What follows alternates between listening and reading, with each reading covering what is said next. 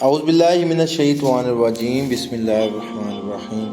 شروع اللہ کے نام سے جو بڑا مہربان اور نہایت رحم فرمانے والا ہے۔ میں عبداللہ بن عمر بن عاص رضی اللہ تعالیٰ عنہ کے پاس آیا اور ان سے کہا، آپ نے رسول اللہ صلی اللہ علیہ وآلہ وسلم سے جو حدیثیں سن رکھی ہیں ان میں سے کوئی حدیث ہمیں سنائیے۔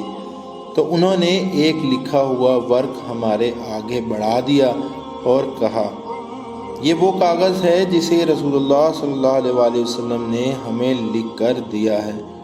جب میں نے اسے دیکھا تو اس میں لکھا ہوا تھا کہ ابو بکر صدیق رضی اللہ تعالیٰ عنہ نے رسول اللہ صلی اللہ علیہ وآلہ وسلم سے عرض کیا، اللہ کے رسول، مجھے کوئی ایسی دعا بتا دیجئے جسے میں صبح و شام میں پڑھا کروں۔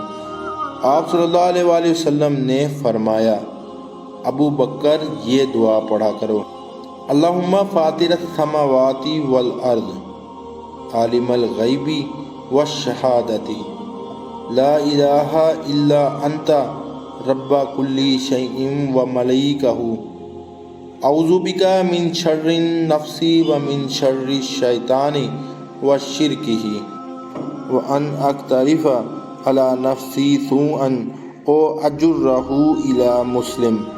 اے اللہ، آسمانوں اور زمینوں کے پیدا کرنے والے، کھلی ہوئی اور پوشیدہ چیزوں کے جاننے والے، کوئی معبود برحق نہیں ہے سوائے تیرے، تو ہر چیز کا رب، پالنے والا ہے اور اس کا بادشاہ ہے۔ اے اللہ، میں تیری پناہ چاہتا ہوں اپنے نفس کے شر سے، شیطان کے شر اور اس کے جال اور پھندوں سے، اور میں تیری پناہ چاہتا ہوں اس بات سے کہ میں اپنے آپ کے خلاف کوئی گناہ کر بیٹھوں یا اس گناہ میں کسی مسلمان کو ملوث کر دوں۔ سبحان اللہ۔